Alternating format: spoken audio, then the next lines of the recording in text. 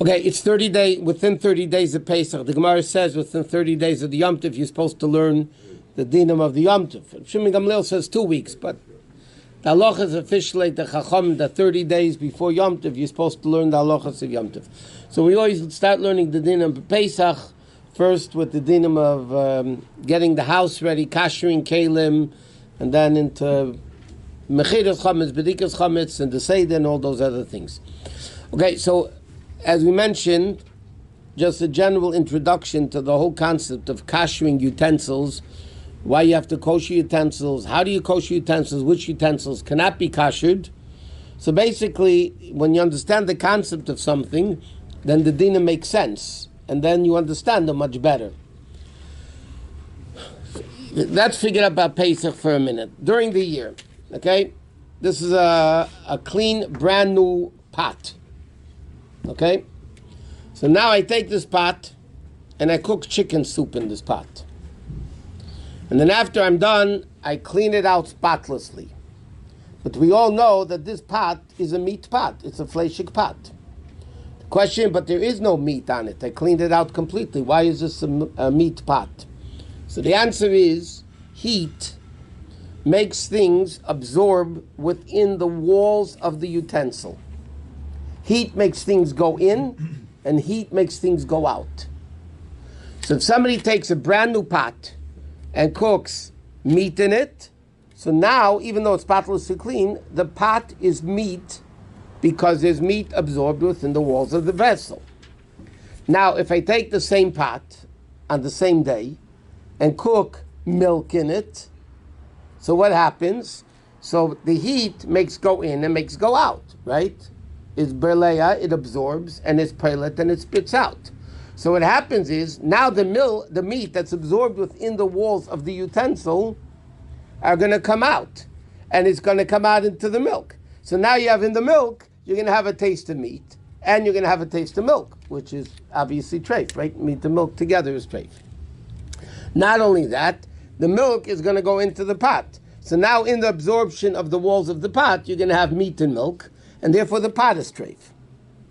Okay, that's issue number one, which is a very important concept. So even though you have a spotlessly clean pot, but the fact that it was cooked and heat made it go in, there's an absorption in the walls of the utensil. Okay, that's issue number one.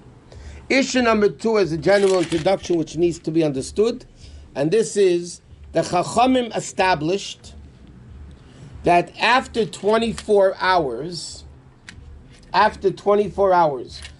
of the absorption, let's say, for instance, Monday morning at 10 o'clock, I cooked chicken soup. Okay? So now it's a meat pot because I cooked chicken soup in it. 24 hours later, the taste becomes blemished. It's what's called Neis and Tam Lebgam. It becomes a blemished taste. What does it mean, a blemished taste? A blemished taste means it's not real meat. It's a blemished meat. It's not the real taste of meat. So therefore the Chachamim said that what happens if somebody Monday morning at 10 o'clock cooks chicken soup, and by 12 o'clock the pot is clean, let's say, and the next day after 12 o'clock somebody cooked milk in that pot, the milk is going to be kosher, b'diavad, meaning you can't just go cook milk in the pot. But the Chacham said, if by mistake somebody cooked milk in a meat pot when the meat pot wasn't used for 24 hours, the milk is kosher. Okay? So if somebody, let's say, made, they took a meat pot, okay, and they made lasagna, cheese lasagna, or whatever, in the pot. So the din is, if it's after 24 hours from the last time it was used for hot meat, then b'diavad the food is kosher. The pot is treif. The pot though is treif. One second. So the food is kosher because now you have a milchik dish, right? Lasagna. And the taste of meat that was absorbed within the pot is a blemish taste. So now the lasagna did not get real meat taste, and therefore the lasagna is kosher. Why is the pot treif? Doesn't sound logical, because if the lasagna is kosher but the pot is treif, why should the pot be treif? So the answer is very simple. Technically, you can have one pot. You can have one pot. You could cook meat in it, 24 hours later cook milk, 24 hours later cook meat, 24 hours later cook milk. You can have one pot. Technically, that wouldn't be a problem. Like you just wait 24 hours. What's the problem with that? Obvious. You're going to forget where you're up to. Right? You're not going to remember where you're up to. Was it 24 hours? Was it not 24 hours? And then you're talking about mamish treif. So therefore the Chachamim said like this. A pot that even though it's blemished, has meat and milk in it, lechatchila, that means to begin with, you cannot use it. A fleshig pot, even though you didn't use it for 24 hours, you're not allowed to cook milk in that pot. If by mistake you did, so the milk's kosher. But lechatchila means to begin with, initially. To cook milk in a meat pot, even if it wasn't used for weeks, you're not allowed to. So therefore, because this pot now has milk absorbed and meat absorbed, so the pot becomes treif, and therefore you have to kosher the pot. Now, this is year-round, by the way. There's a difference, though, and as we'll learn more, I'm just talking general things, and then we'll put everything into place. There's a big difference between Pesach, Chometz and Pesach, and treif and kosher, or milk and meat.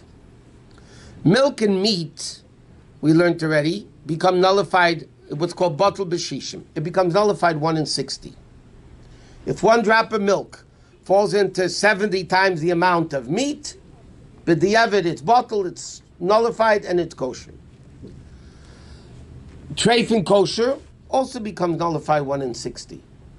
If something a little bit treif goes into something that's a large amount and it's more than 60 times the amount, the food is kosher. Why is the food kosher? Because it becomes nullified 1 in 60. That's the din year round. Chometz on Pesach, and during Pesach, not before Pesach, that we'll get to it later. Chometz during Pesach is not nullified at all. 1 drop of chometz can fall into 100 gallons of matzah ball soup. Pesach dika matzah ball soup. Feed gebroks. Then the din is the whole thing is treif, chometzdik. Chometz on Pesach is never nullified.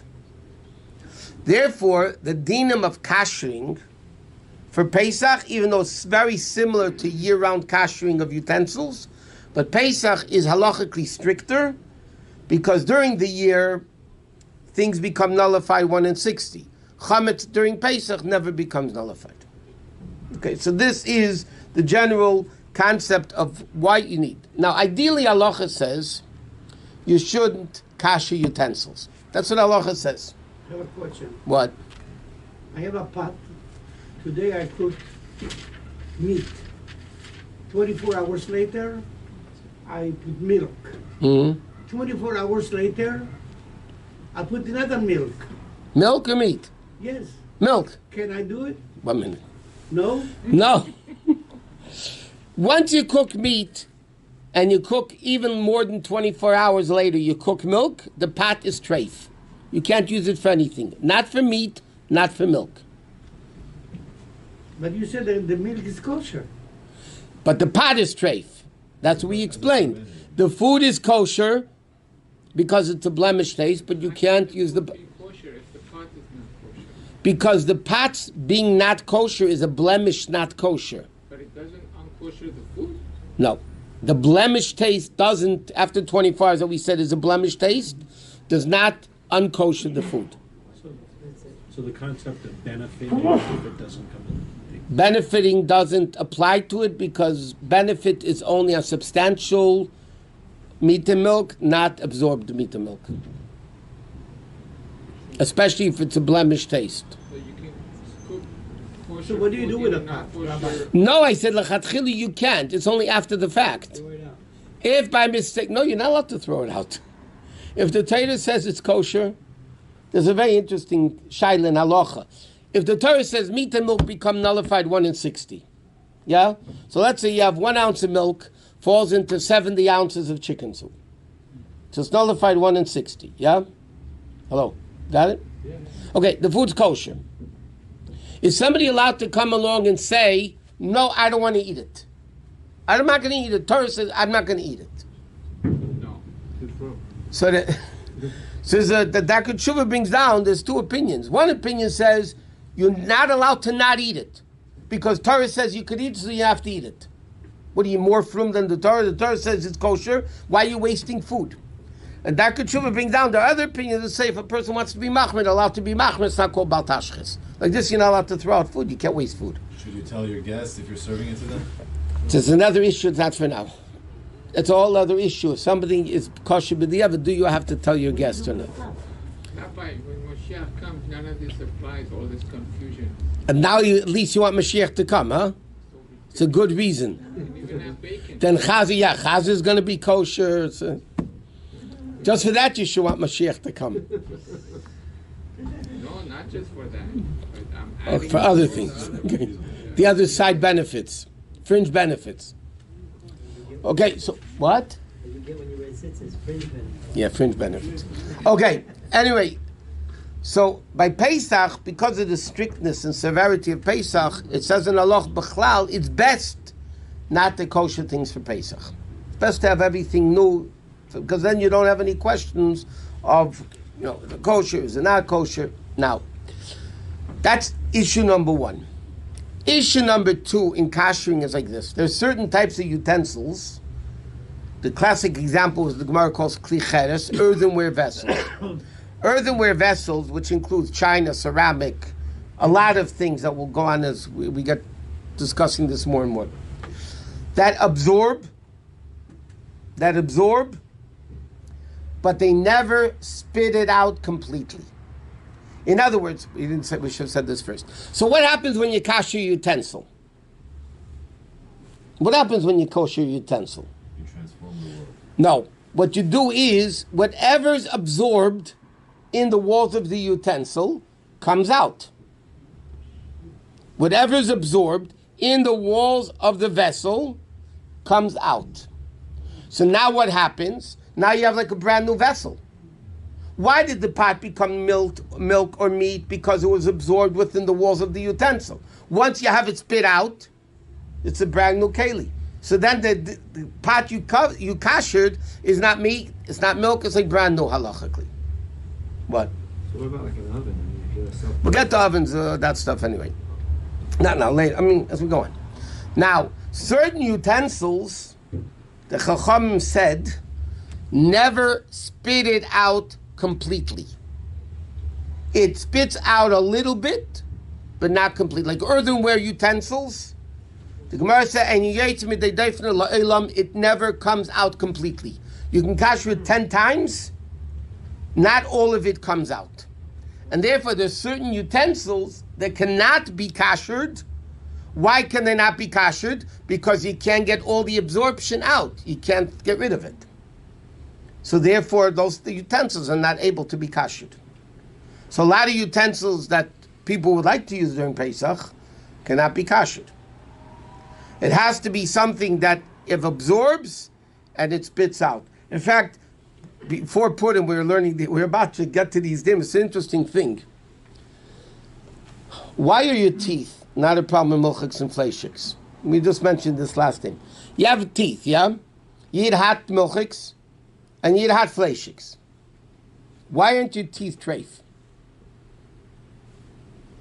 You just had you had a hot coffee that's milchik, so now or hot lasagna. Now your teeth absorbed milk, and then later the next day you're gonna have, or the same day you're gonna have meat, hot meat. So why aren't your teeth treif? So the answer is in halacha that the teeth are made of material that don't absorb. Where you do have a shaila, by the way, and I want you to know the world is makel, the world is lenient, so don't go crazy about this. If you have fillings in your teeth, or braces, But I'm saying you forget the braces for a second. Everybody has fillings in their teeth. Fillings now are basically silver, right? Whatever they call it. It's silver. So now the question is, forget the teeth. The teeth don't absorb. But Lepearl, you ate a hot steak, so now you have filling in your teeth. And that filling absorbed hot meat. And then you're going to have a hot coffee 6 hours later that's going to have milk in it. Why isn't that a problem of treif? Lepearl, there's a lot of reasons, and the bottom line is, it's not a problem. The problem, the halach is, it's not a... The Rabbi said that some people are machmir to wait 24 hours. But by the fillings. It's interesting, the Lubavitcher Rebbeim never had fillings. That's why the Rebbe never, you look at the pictures, the Rebbe didn't have teeth at the end for many years. But the Rebbeim was a thing, they never put fillings in their teeth. Kemel nicht. And the previous Rebbe had different, then they used to make sets of teeth. So he has that for Pesach and for Chometz and for Milchiks and Fleishiks. No, but they were very, but the regular teeth and fillings, most of the poskim say you can be makel because they say what you really take is not that hot. If you can drink it, it can't be that hot, and whatever it is, the various different reasons why they could be lenient. What? Okay. If you wait 6 hours, why would that be a problem anyway? Because no, if you have anything, you have to wait 24 hours until it becomes blemished. After 6 hours, it doesn't become blemished. There's an absorption in the inside the filling. But Okay. If since we know the reason for the reason that we wouldn't use the pot because it absorbs the taste. So if there was no issue of it absorbing the taste. yeah, but there always is. Okay, if somebody came out with the line of cookware that was laboratory tested to not give out taste after it's cleaned. We'll talk about that. There's something called glass.